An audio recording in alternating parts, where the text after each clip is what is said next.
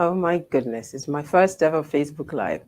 Welcome, everybody. If you are watching, welcome to the Priscilla Nwikpo Show. It's nice to be back live and direct with you, discussing issues that affects you the most and trying to find answers to those issues and asking the right people that know the answers to bring us the answers.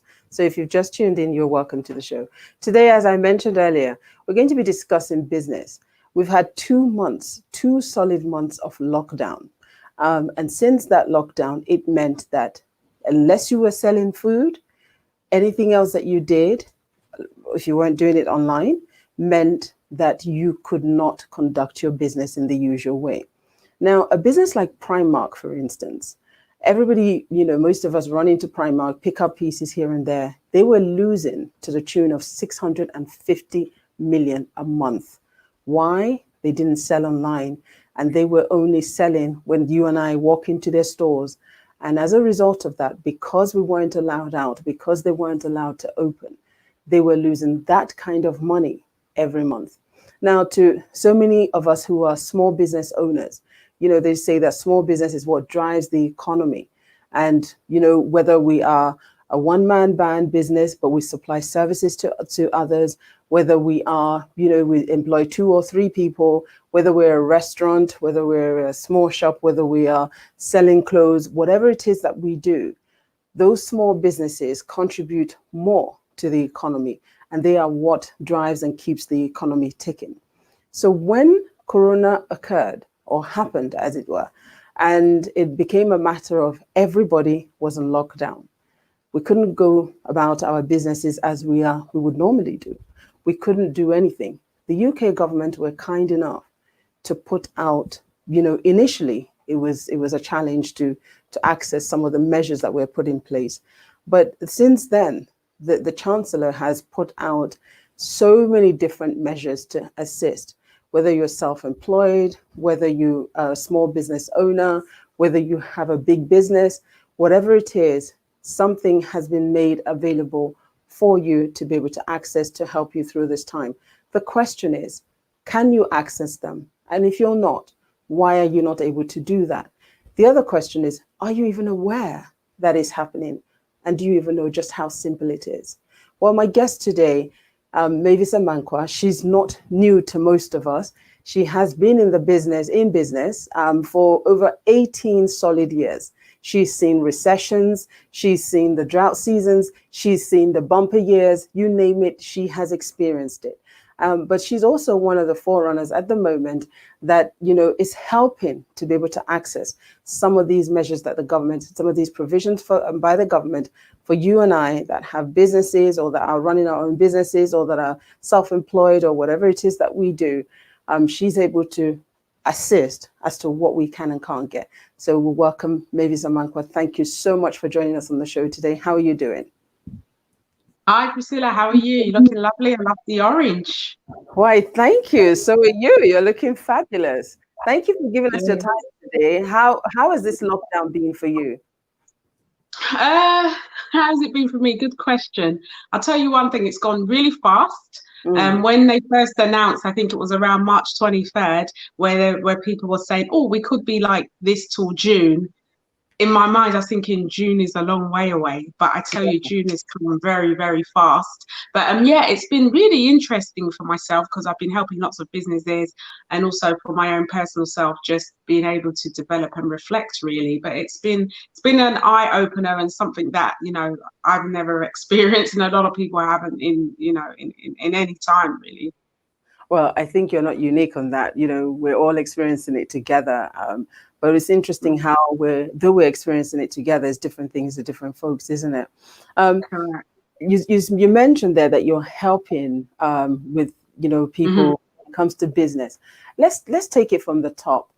Let's start with what exactly has the government done? Before I got here today, I was having a conversation with a friend, and I was so surprised. This friend of mine had no idea what was out there. So enlighten us. Tell us what are the measures? What has the government done, and who can access them?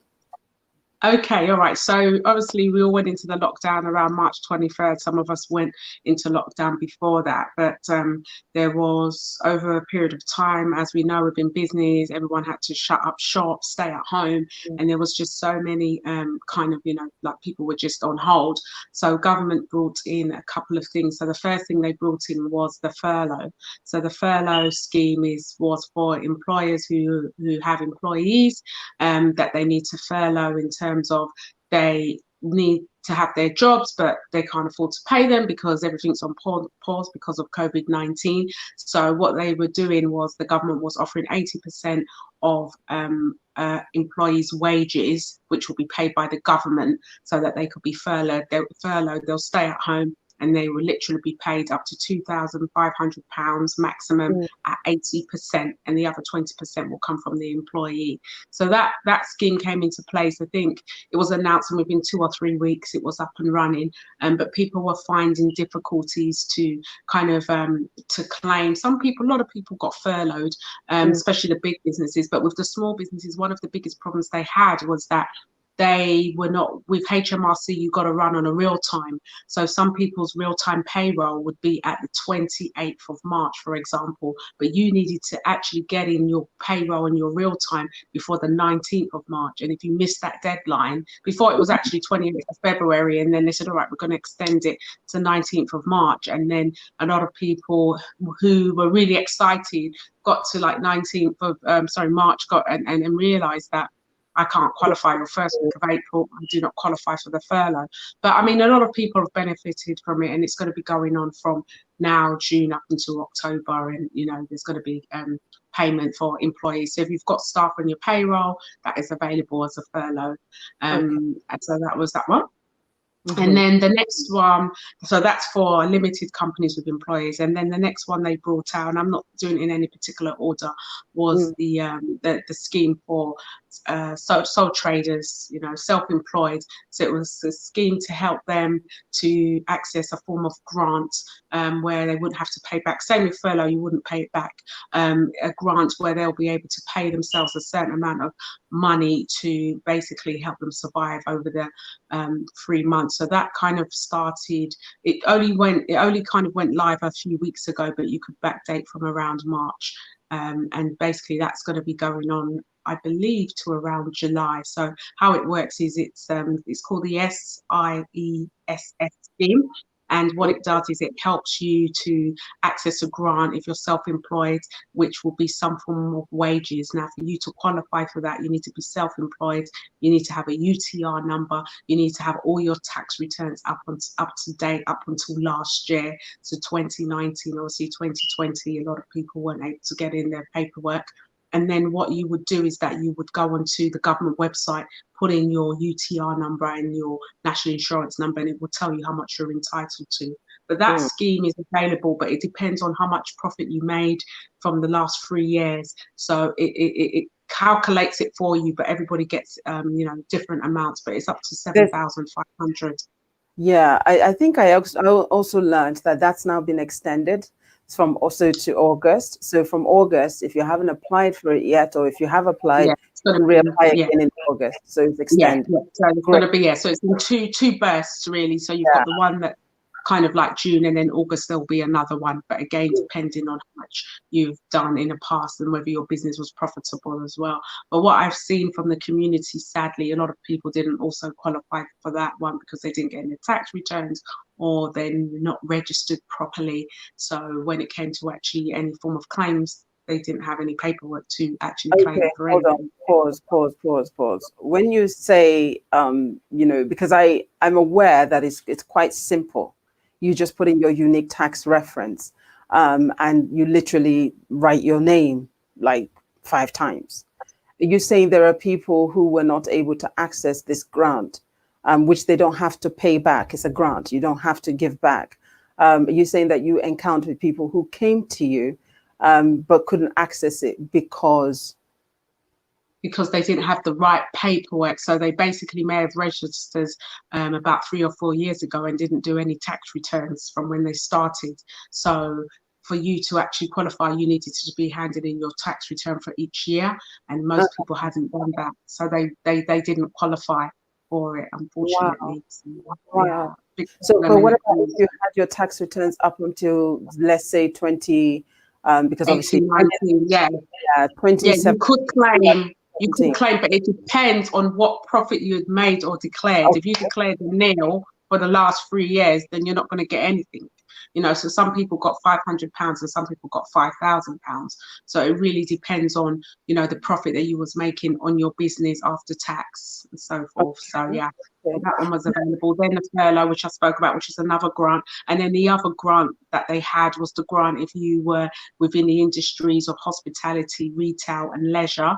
That one they were giving up to £25,000 if you've got a premises, depending on the scalable rate of the premises, and they were giving up to £25,000 grant within people So, within those sectors. so hold on, because you're moving so fast with that. Now, when you say people who are in the hospitality, I think if you're a catering business, if you organize weddings, if you events, I mean, they all come under hospitality. Yeah, If they yeah. had, if they had registered their business, for instance, with a premises, as sometimes we do, there are premises that provide you with business addresses and all of that. Could you still access it? Not for virtual.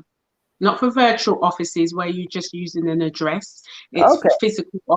It's for physical premises. It's got to be a physical premises. So if you've got a restaurant, barbershop, Ah, hairdressers, within that leisure, people in the event planning industry, yes, you could claim up to £25,000. But the majority of people received 10,000 because there was two, and the one for the 10,000 was exactly the same industry, but on a much wider scale. So it wasn't just those three industries, it was to people that have a business rate number, not the fact that they were paying business rates, the fact but that they have a business rate number, even though they may not be paying business rates because they're exempt. so, okay. So let's go back then, just there. When you say with a business rate number, but you're not necessarily paying business rate, how would you acquire a business rate number if you're not paying business rate? Because most people who move into any type of premises, they normally can have 100% relief depending on the premises and the industry that they're in. And also Okay. you can also get the 50% small relief rate.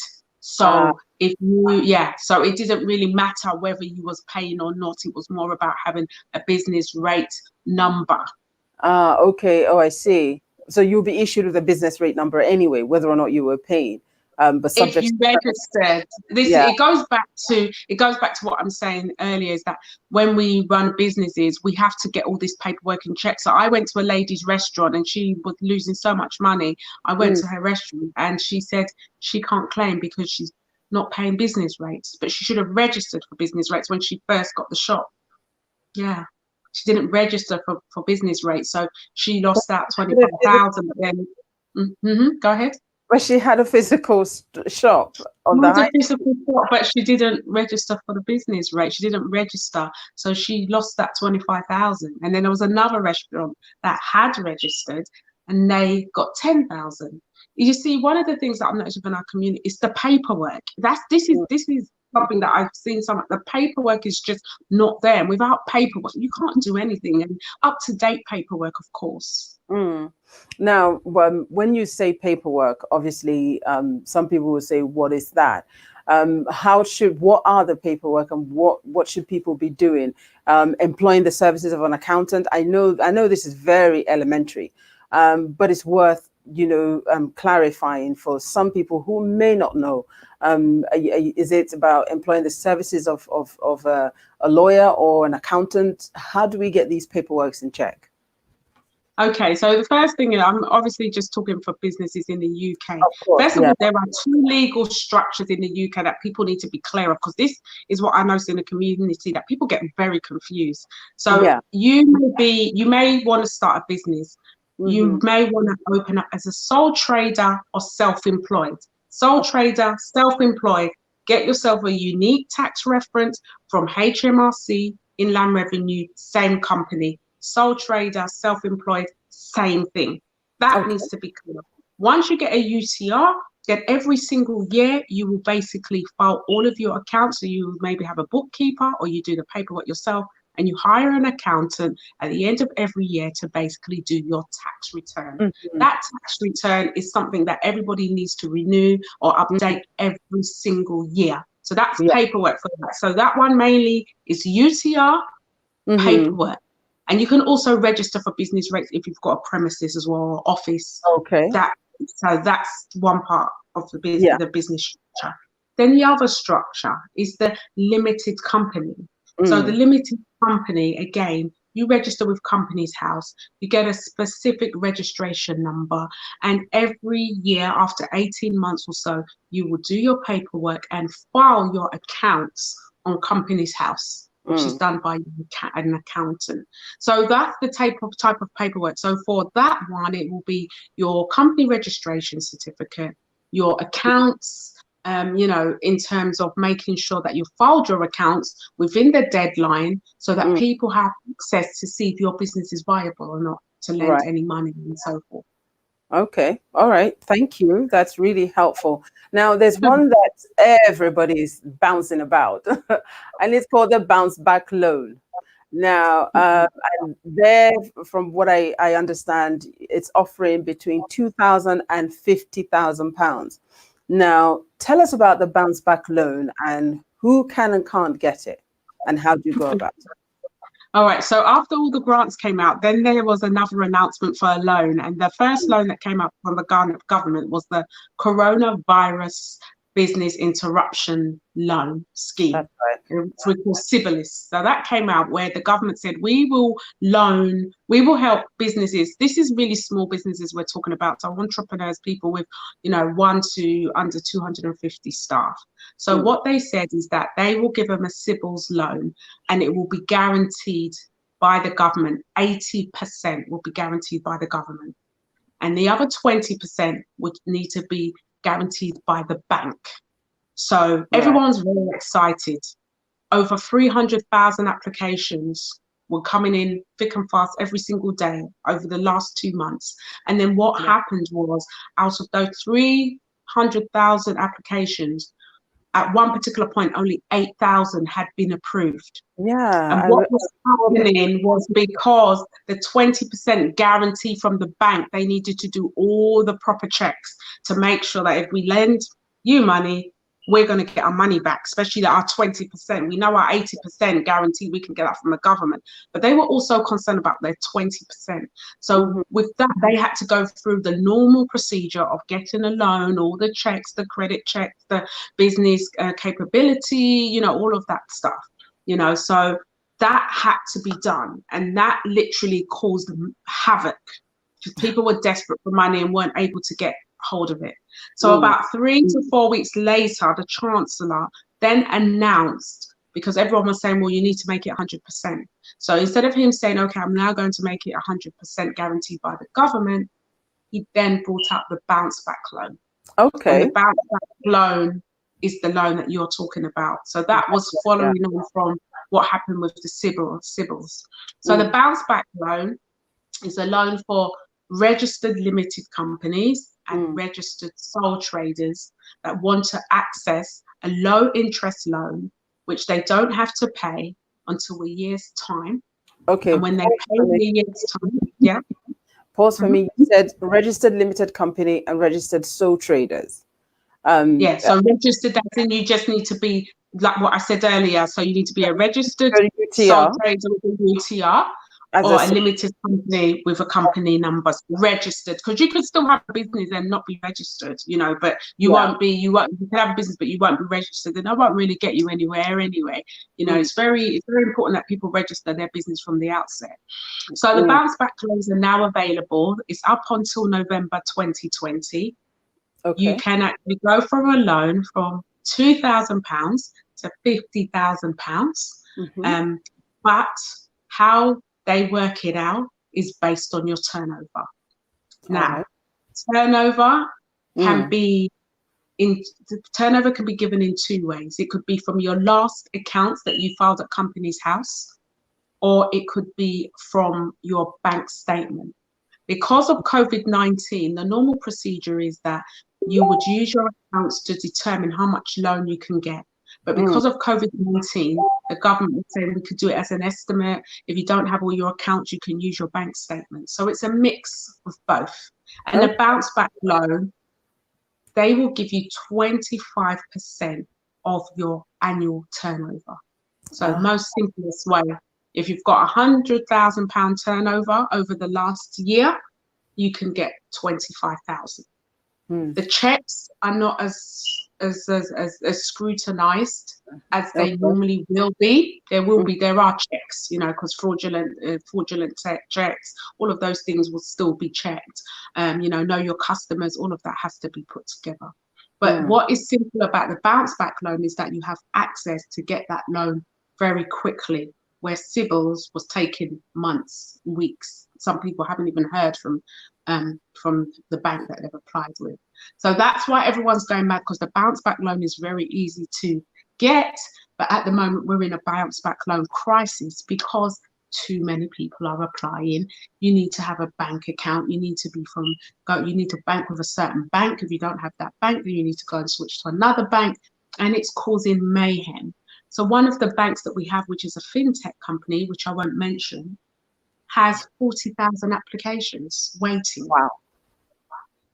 Yes. And then it was for limited companies and sole traders. And then there's been some problems with sole traders being able to get this loan as well. Yeah, because I know a lot of people with limited companies that have talked about accessing it, but I didn't know anyone as a sole trader. I wasn't even aware that as a sole trader, you could actually access this money. So how would it work for a sole trader? Right, big problem with sole traders, but it can work. So the majority of sole traders use their personal account to run their business and personal financial affairs. So if you are a sole trader, with some of the high street banks, they will do the bounce back loan for you using your personal details and your UTR tax return, and your UTR number to give you the money. But the majority of the high street banks are not doing that. So there are some fintech online banks that will help sole traders. So the one that I mentioned in particular had so many applications that they now have a 40,000 waiting list for bounce back. But how it works is with the sole traders that you need to, however you access this bounce back loan, you need to have some form of account. So for limited, it's straightforward, it's a normal business account. For sole trader, it could be your personal account, depending on who you bank with. And if your bank doesn't do it, then you need to go and open another bank account with a different bank. But at the moment, all the banks, the majority of the banks, the high street ones, the fintech ones, they are not doing much at the moment because it's all come to a standstill. And I was saying this to someone the other day, Priscilla, do you know what's happening right now with the bounce back loan? And I've just told people to be calm. It's like when the toilet roll issue happened post-COVID, everybody just started running to get this toilet roll because everyone was told that we're not going to have any toilet roll. And people went absolutely crazy and went to every single shop and cleared all the shelves because of the toilet roll. And guess what? We have plenty now. But then, having said that, isn't there a concern, though, that the Chancellor may change, how people access it if the demand is so high? Well, yes, there will be change. There could be. It could be. I mean, I remember years ago, I used to work in, I've always worked within the loan and finance industry. And there was one particular loan that came out that didn't have any credit checks. And that went absolutely crazy. This was around 2012. And then loads of people accessed it. I think it probably started around August. And by January the following year, it had all changed. And it was like, no, we now have to get credit checks and so forth. So yes, it could change at any time. But at this moment in time, you cannot access the money without having a business bank account. That's the problem. And because there's so much demand, the banks aren't able to cope. Even the people that are sole traders and limited that are applying, some have been waiting for weeks. Some of the high street banks, some people have been waiting for 6 weeks. They've not even heard anything. Yeah, so, I've heard about that. And I'm also aware that for some of the banks, they can actually refuse you. Yes, they can refuse you based on a number of things. I mean, it's more about the frauds, about the anti-money laundering, Okay. fraudulent kind of applications, suspicious Mm. applications. That is really the main thing. And sometimes people just making little tiny errors, and those errors can actually get you rejected. So Oh, people need to be very careful with all the information. I mean, we do bounce back loans loads a day, and even just your middle name that you've missed out can get you rejected. So it's oh, also good to look at all the specifics that you have with the bank, your phone mm. number, because remember, everything is being done online. So they are literally looking at what you have on your bank, what your name is, your ID, and that's how they're literally, assessing the loan. What? So most people get in decline based on some very small, tiny errors, really. Yeah. And having said all of that, what are some of the issues that you're finding within our community? Did you see us being able to? Is this going to be able to help us to stay on our feet, or do we have problems like some of the ones you mentioned earlier that's going to make us completely miss out on this? In saying that, I mean, we've helped a lot of people. So we basically have been aware of the bounce back, and we were kind of on guard, ready to help people. I mean, even, before all the loans, I've been speaking to people about accessing finance and what was available and what was grants was ready. So when they announced this bounce back, it was like, in my phone, I remember that particular week, I have 3 phones. They were ringing off the hook. They were Wow. like, Mavis, we need a loan. Mavis, we need a loan. And it was constant. So what happened was, the great thing is though, Priscilla, and I've got to be honest, a lot of people have actually accessed the loan as well. That's the good news. A lot of people have accessed, a lot of our community. I mean, we alone, when we started, at the moment, we have about 95 applications. And about, in the last 10 days, we've helped about 25 people access a combined total of 750,000. By the end of this week, we would have done a million. We would have done a million by the end of the week, definitely. You're kidding me. I'm serious. We're just about to hit a million by the end of the week. Wow, congratulations. Well done. Yeah, thank you. So we've been helping people with the process, just the questions, the things like de minimis. That doesn't mean anything to a business owner, de minimis, and have you had state aid? Some of the questions, they just don't make sense to a lot of businesses, and it's not something that people would know. So, for people like me, I've been in this industry for a very long time. I've seen lots of, kind of things come up, but, talking about EU funding and so forth, the form can get a bit complicated, and those could be some of the reasons why people get rejected too. Okay. So, I mean, for your services, you're not going to just help people fill out, but for your services, what are your fees like? Because somebody may be watching us now and thinking, I didn't know about that.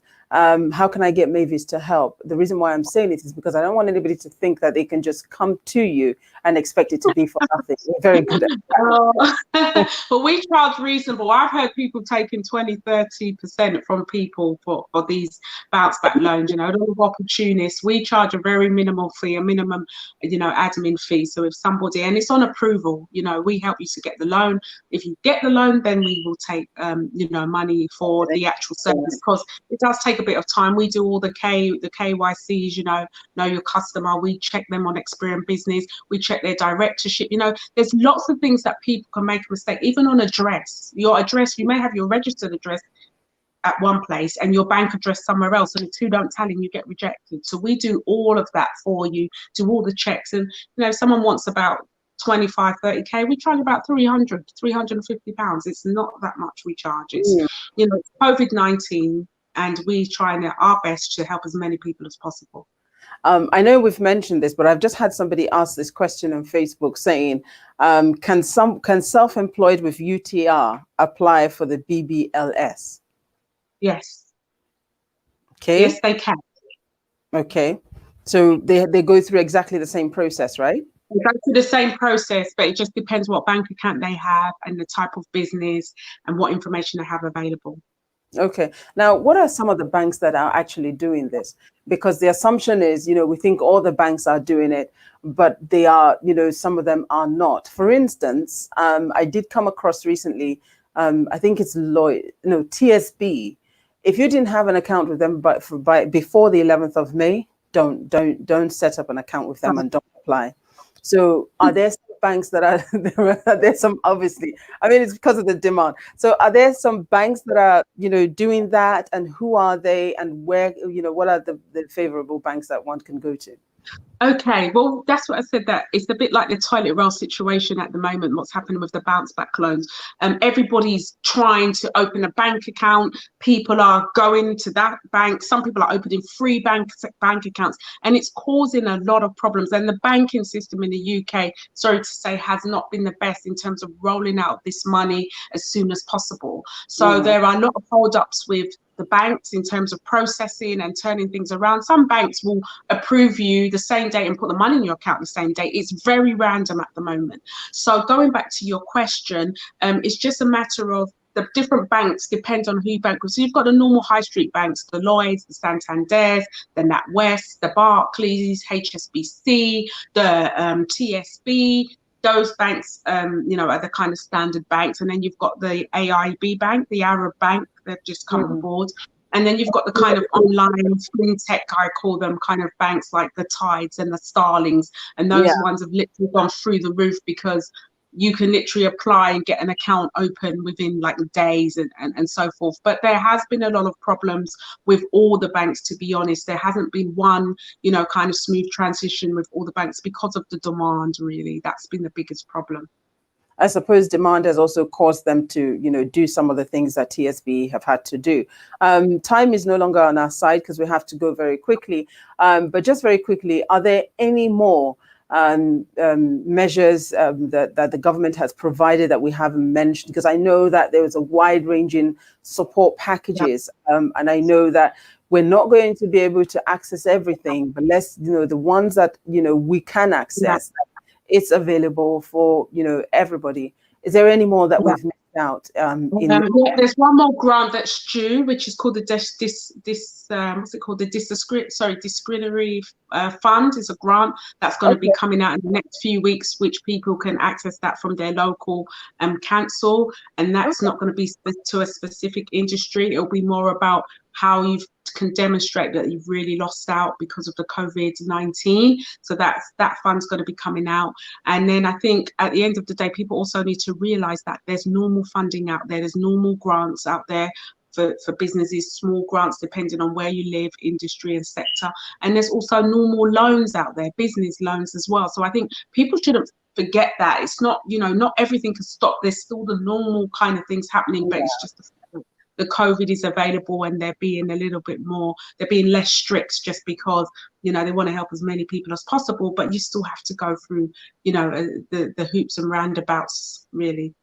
So, one more time, for those who don't have their paperwork in place, say, for instance, if I was to submit today my taxes for 2019, will I be able to access in August the self-employed income support scheme grant that's available, for instance? Or would I have needed to have done that strictly by last year? All your paperwork needs to be in by now, full stop. There's no more extra dates. There was a date, I think it was April the 23rd or so, when you needed to get in all your paperwork for the year before. So you cannot do anything now. So that with the grant is basically going to be for those that have already got some amount, they'll be able to go for a second amount. They may change the announcement and realize that there's still more people that haven't accessed it. And, things change all the time, just like the furlough scheme. And then with the bounce back, as I said, that's going on to November as well. But again, it can change. But I think people just need to just be alert and just see what's happening, but get all that paperwork together, because a lot of people have missed out just because of not having the right paperwork. Wow. I was just going to say, final word. What would you say to all of us, those that are watching, those that are going to watch this at their own time? What would your advice be based on your experience within the field that you're in, where we've lost out or where we've gained? What would your advice be? I would say that basically people just need to be calm. People need to have a good plan, because we can all get these grants and loans and all of these things. But if we don't use the money effectively, we're going to have problems. So people should also invest that money to do their marketing, to get themselves back on track, their sales, come up with some type of plan beyond their comfort zone that's going to help them to bounce the business back, because it is like the bounce back, the grants is to help you to bounce back and to, pick yourself up. Yes, it's going to take a long time to get back to where we were, but we have to literally make sure that we have a plan. So make sure you get your marketing, all of these things on point. Make sure you get paperwork. If you haven't got the right people on board, hire people, bring on the experts. It's always one of the things that I always tell people: bring on the experts, because they will get you to where you need to get to quicker. Get yourself a coach and just really start pushing your business brand out there, really. Okay. Well, Mavis, thank you so much for not just for your time, but your wealth of knowledge and your support and help that you've been giving out there. And thank you for giving us that time today. We really appreciate it. And if you're out there, we've all been hit by COVID. It's not unique to anybody. There is help, there is support, there is something that you can do. Don't roll away. Believe it or not, these things have been going on for the last 2 months, and there are still people that are not aware. There are still people that are yet to tap in. There are still people that haven't done anything. You may know them.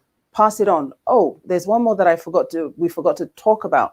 If you run a charity, I think there's also help for a charity. And remember that with the loans that are being collected, you will have to pay them back. Very important. Bear that in mind. The grants, you don't have to pay them back, but the loans, you will have to pay them back after a year. Well, for all of you that has joined me on Facebook today, thank you so much for my first ever Facebook Live. Thank you for joining us. And I look forward to seeing you again next week. And next week, we're going to be examining, our faith. How has it been affected in this COVID season? Are you still hanging on strong, or are you questioning whether or not God truly is real? On that note, I'm going to say goodbye until I come your way again. Take care of yourself. See you soon. Bye now.